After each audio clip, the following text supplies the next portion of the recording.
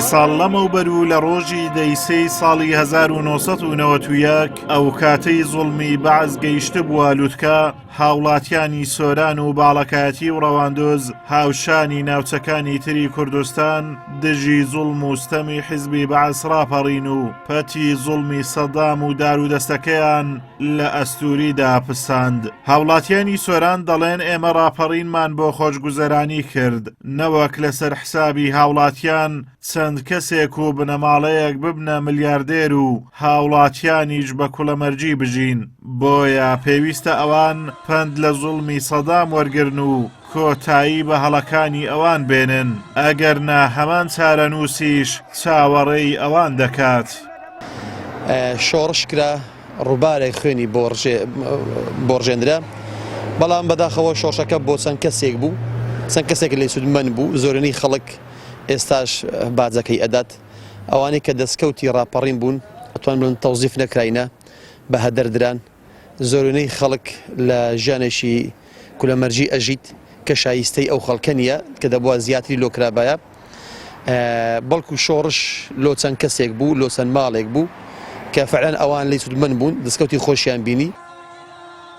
ئازادی و خۆشگوزەرانی دوو هیوا و ئومێدی گەلی کورد بوون لە باشووری کوردستان کە لە پێناویدا ڕاپەڕین، بەڵام لە سایی حکومڕانیە شکست خواردووە 30 ساڵیەکەی دوو حیزبی دەسەڵاتداری هەرێم هاوڵاتیانی کوردستان خۆشگوزەرانیان نەبینی و ئازادیش خەونێک بوو کە خەریکە لە گۆڕ دەنرێت.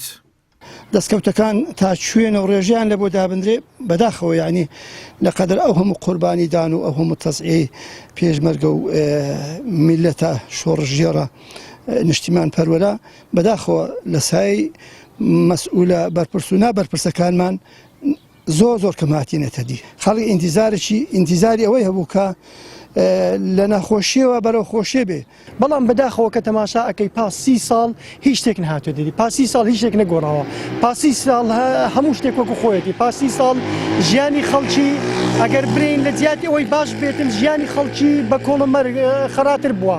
یعنی ئەوەی کە لە هەمووی کارەسات بارتر ئەوەیە خەڵکێک یعنی وایان لە خەڵک کردووە، ئینتیمای خەڵکیان والێ کردووە تحت الصفر. ئێستا ئینتیمای خەڵکیان والێ کردووە تەمەنا بە حزبی بەعس خوازنەوە، یعنی تەمەنا خەڵک تەمەنا بەوەی ئەخوازیتەوە حزبی بەعسێک کە زوڵم و زۆرداری و خەڵکی لێ شەهید کردووە، تەمەنا بۆیە کە جارشتر بگەڕێتەوە. ئەگەرچی یادی ڕاپەڕین لە سۆران کرایەوە، بەڵام بەشێک لە حیزبە ئۆپۆزیسیۆنەکان بەشداری یادەکەیان نەکرد، بەهۆی ئەوەی ساڵانە ئەم یادە بە حیزبی دەکرێت.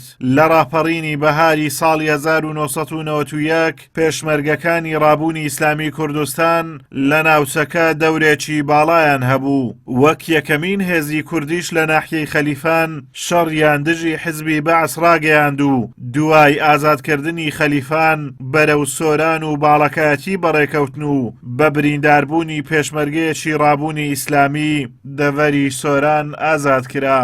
ئازادۆمەراوەی کەناڵی ئاسمانی پەیام، قەزای سۆران.